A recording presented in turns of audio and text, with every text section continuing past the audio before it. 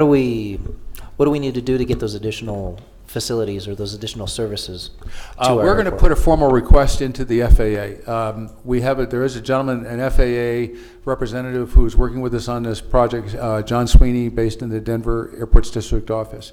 And we are passing those specific recommendations along to John Sweeney. We're also going to be reaching out directly to FAA Flight Procedures Division and letting them know as well, so that they understand there's a need for it here. Putting in those facilities by the FAA is primarily an issue of their priorities and their funding. So whether the FAA or how fast the FAA proceeds on and implementing any one of those items is going to be based on what they determine their priorities are. But we're going to let them know that there's a need expressed by the operators here for those facilities. And so we've had conversations with FAA in the past about that. They're aware that the operators would like to have those additional facilities.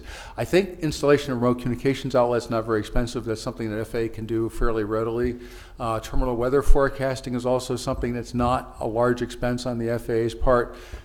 Improving radar coverage by Salt Lake Center is potentially a large capital investment by FAA, so I suspect that may be longer term if they ever decide to do that. They're also going to another air traffic control type system in the future, so I don't think they're going to be putting in new radar systems for this area here, but waiting till the new system comes online. The new system is a satellite-based system called Next Gen ATSB. Or yeah, it's basically a transmitter on the airplane that satellites pick up, which you may have seen talk about it in the Malaysian airplane that disappeared out over the ocean. If that had that new system on it, they'd know exactly where it was at the last time they talked to it with the radar type thing. So ground-based radar is obsolete. Provo was probably one of the last when they got theirs over in Utah Valley 8 years ago, and that was almost $4 million. So that's part of why the FAA is going like, no, we're not going to do that anymore. We've got satellites that can track that, but you have to change the equipment on the airplane, so now the cost is on the airplane, not on the thing. So that one's hard, but an RCO is fairly easy if they'll do it. It's getting the bureaucracy moving.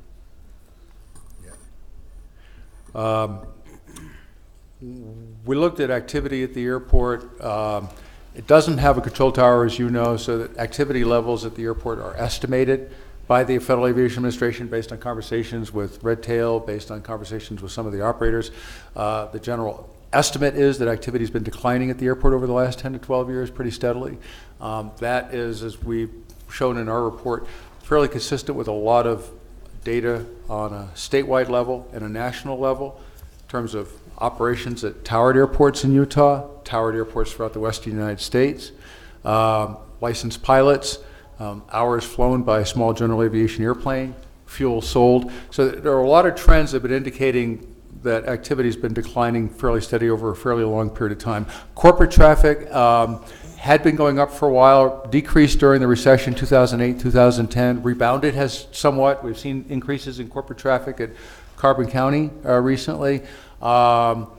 However, it is very closely tied to a number of indicators like the stock market, corporate profits, which in the last 6 months, as you know, have taken a real hit. So corporate traffic is going to keep fluctuating in the future, we anticipate. A lot of the factors that are affecting activity here at Carbon County are not just driven by what's happening here in the county. Obviously, there are issues with the economy here that have an effect on decisions people making to fly or not to fly at the airport, which also affect the types of services that an FBO can provide in an airport based on the level of demand. On the national level, there are bigger trends that are also affecting activity here. The price of airplanes has been going up very rapidly.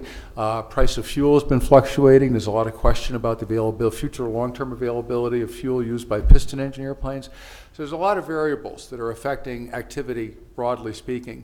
One of the trends that's occurring we're seeing here now in Utah and throughout the western United States, and there's a discussion of it in a report, is that there is a growing shortage of pilots around the country due to a variety of factors, to the extent that we're now seeing airlines out here cutting services because they don't have enough pilots to fly the routes that they need to fly. This has a ripple effect throughout the industry, in terms of people who have become flight instructors, in terms of people who learn to fly. So this may be a long-term trend. There's been a lot of pressure on Federal Aviation Administration to try to change some of the recent rules they passed to make it easier for people to get licenses, to become pilots. But that's part of the factor that's sort of depressing overall activity and demand. I think based on the survey results that we've got from the operators, the FBO does a good job marketing the airport and providing services to the operators that are here. So I think the airport here does an excellent job in terms of accommodating and servicing the traffic that you have here.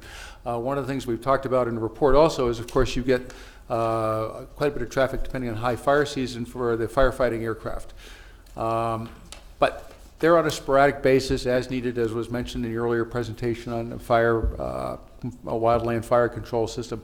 You know, 2012 was your last major fire out here. Generated a lot of traffic at the airport, but obviously that's very difficult to predict. They come, they only stay as long as they need to fight the fires, and they leave.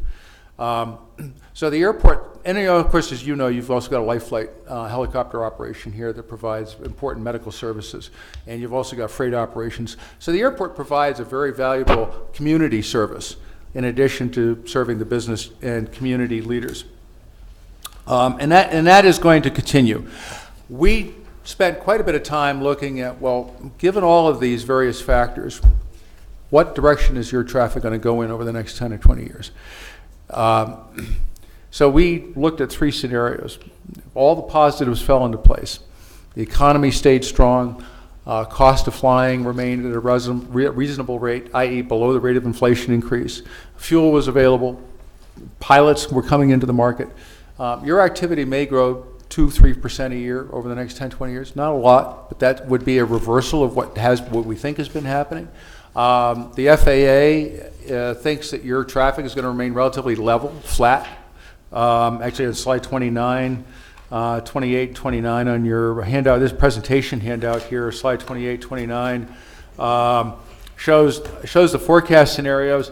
And the FAA really doesn't see much growth here at the airport. The other scenario we looked at, quite frankly, was what if a series of negative factors were to happen? What if fuel prices were to rise very rapidly? They did between 2008 and 10, which had a direct impact on aviation activity. What if the number of pilots keeps declining? One of the factors, as an example, and unfortunately I hate to say this, but Mel and I are an example of this, is that the demographics for pilots is a lot older than the average population. And as a result, because pilots as a group, cohort group within this country are getting older faster, they're retiring from flying faster. So if that were to occur along with several other downward pressures, it is possible that aviation activity overall could continue to decline into the future. So we felt that FAA's middle of the road sort of status quo was a good balance between the positives that may occur and the negatives that may occur. One of the things that many folks in the aviation industry are wrestling with right now, for example, is what impact is this fluctuation in the oil and gas market going to have? Reduced gas prices are certainly a benefit to the aircraft operators and owners, certainly a benefit to the airlines. But it's obviously having a major adverse effect on large companies that employ large numbers of people. And we're starting to see the effects of it in places like Houston, for example, are already having large cutbacks. So there are a lot of trends that could go in different directions that could affect activity here at Carbon County. So we think somewhere in the middle of the road is a reasonable balance between all of these different trends. We also think that given the condition of the airport and the facilities that are out there, on your handout here towards the end on page 38 and 39, there's a couple of airport diagrams.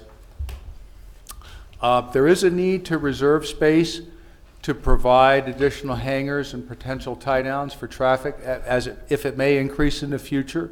One of the things that our study looked at was your existing capacity for runways, taxiways, parking aprons, hangars, et cetera, access roads.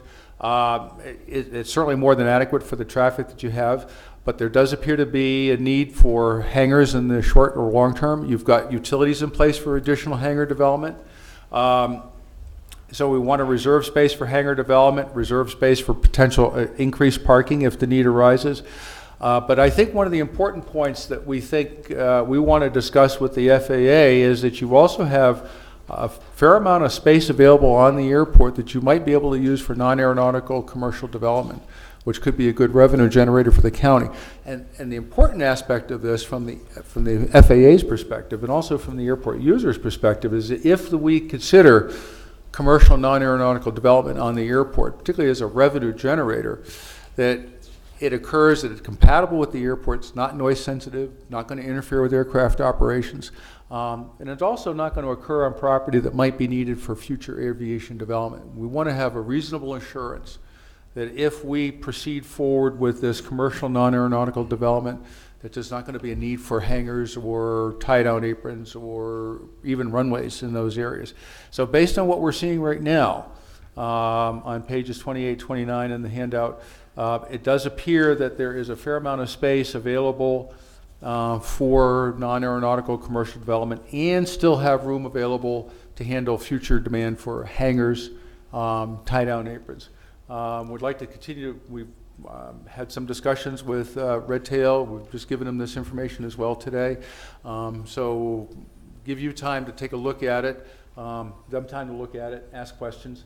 Our next step in this process is to go into this facility requirements and alternatives in more detail. Come back with you with specific areas, development cost estimates, and also specific facility requirements in the future, hangars, tie-down, that sort of thing. In regards to the non-aeronautical development areas that you've identified in blue, you've mentioned the different hangars that Yep. could be developed. The hangars that I've seen in other airports, some of Yep. them are privately owned, some of them are owned by the people who own the airport, some of them are industry that has their hangar there. Will your next report or one of the following reports come with recommendations on different types of hangars that would suit the potential use of our airport in the future? Whether Yes. Okay. And you raise a very good question. There are several different business models that the county could follow with regards to hangar development in particular. As you noted, some airports rely on private investment for hangars. The airport, the county would still generate land lease from the hangar development. One of the advantages of that model is that it's relatively small or almost no capital outlay other than what you've already put in for utilities hookups in that area. But the capital investment for the hangar development would rest on the private developer and owner. One of the recommendations we're going to make in the report is that the leases that you sign with your tenants have a reversion clause in there so that any private investment that's made on your airport after a period of time, usually at the end of the term of the lease, could be 20, 30 years, whatever you feel is appropriate for the term, that the ownership of that improvement reverts to the county ownership. Now, typically in those kinds of reversion clauses, there's a right given to the owner/tenant to negotiate, get first right of refusal to negotiate to remain in their facility. But that also gives the county ultimate ownership of everything that's on your airport eventually. But it also allows private investors to make that determination as to when they feel that there's a need for the hangars to be built and utilized. If the county were to decide to build the hangars, and some airports do use that business model, one of the advantages is if you were in a strong growth market and you make the investment and you build the hangars, then you generate more revenue because you'll get the revenue for hangar space, hangar rental, as well as ground rental. And some communities also charge taxes. But that requires capital investment on the county's part to build the hangars. And it's also, unless you have tenants standing there willing to sign long-term leases, there's also a risk involved in that capital investment. So it's a balancing act. And we are going to talk about that in the report, pros and cons of the various business models. Generally for things like tie-downs, the tie-down aprons themselves, those are normally funded by the airport, sponsored by the county. as is the improvements to the taxiways and runways and so forth. So hangars, any other kind of structures on the airport, you have the option of having private investment. One of the recent changes the FAA has made is that even if there's a private investor or a county builds the hangars, the FAA won't come any closer than 35 feet to the front of a hangar with pavement. So you still have to pave between the front of the hangar to that point. And that's just a recent thing we've run into. It used to be they'd go 12, 15 feet, but now they've with a new FAA order that came out a couple of years ago, they've really started cranking down on what they'll pay for. So that gets into, even if it is private development, you end up negotiating with the owner of that hangar. Are you going to build the taxi lane up to the front of his hangar, or is he going to have to do it as part of his lease? The other thing I want to just mention is Steve's talking about reversion clauses. Is, for example, Salt Lake, the length of the lease depends upon how much their hangar costs. So if they build a small hangar and it's $20,000, let's say, or maybe $50,000, they probably get a 20-year lease. If they build a large corporate hangar and it's, you know, $500,000 or $1 million, then they usually can get a 40-year lease. I can tell you that after 40 years, the FAA gets really nervous about leases being any longer than that. Now, one of the things that a couple of the airports have done, and we can talk about this in the report too, is they've said, okay, you have well, Provo, for example, everybody has either a 20 or a 30-year lease with a reversion clause based on the size.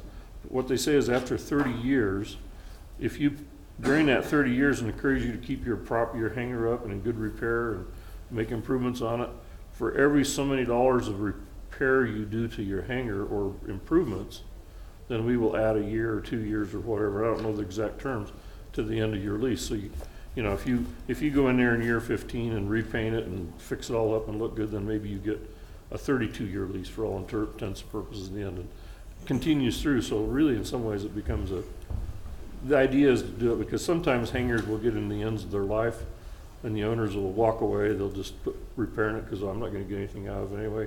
They've already amortized it all out on their business expenses, so it's worth to them nothing, and so why should I spend any money on it? So that kind of a portion of helping them have a longer lease if they keep it up is something that helps a lot too. Additional incentive in their contract, yeah. Yeah, so. Yeah, just 2 quick points on what Mel said. FAA requirements that when the county enters into an exclusive use agreement with any tenant on the airport, that exclusive use space is not eligible for FAA funding. The county can pay for it, and sometimes the state can, but the FAA will not participate in improvements to any area that's under exclusive agreement with an operator.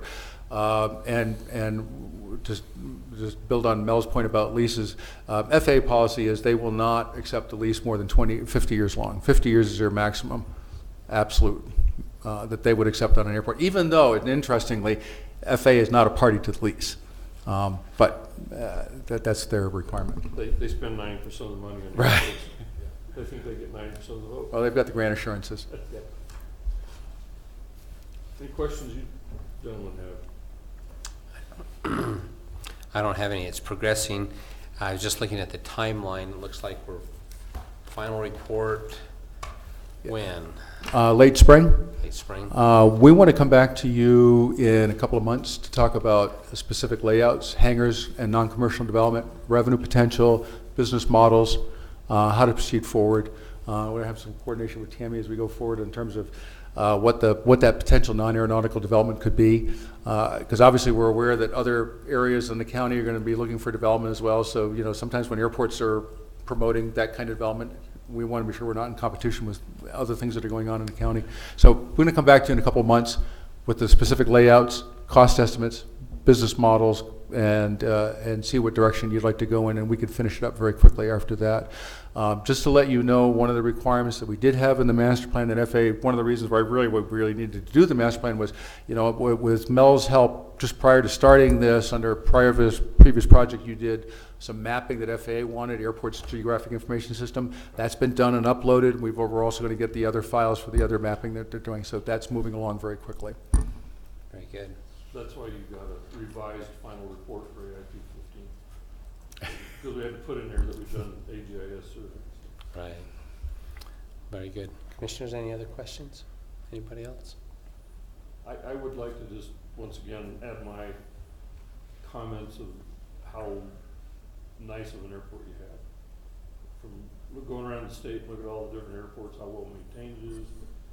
And I was talking to Sarah earlier today and told her the money that the previous commissions before you and this commission too has put into that airport through innovative financing and CIB and things. Made it really a first-class effort for the Yes. airport. It really is an awesome airport compared to. And But the when I showed operator, you that there's one runway only that needs to be fixed in the next 10 years, you're kind of surprised, weren't you? How good all the pavements are and stuff, so. yeah, and the operators echoed those comments. The operators we talked to said the same thing. Yeah, it was good to get those Just tell runways them to done. share the word with others. Exactly. Okay, well, thank you. Motion to adjourn? Thank you very much. If you have any comments on the report Or or questions? questions, just funnel them through Tammy or email us, we'll take care of them. Yeah. As you read through it, if there's something there that says, let us know that, because this is why, Right. part of why we want to give you the draft. Some of this we have to send to the FAA for their approval too. At Right. this stage, right? The Right, forecasts yes. have to go to them, so. Okay, well, thank you very much. Thank you. Motion to adjourn? Second. We're adjourned.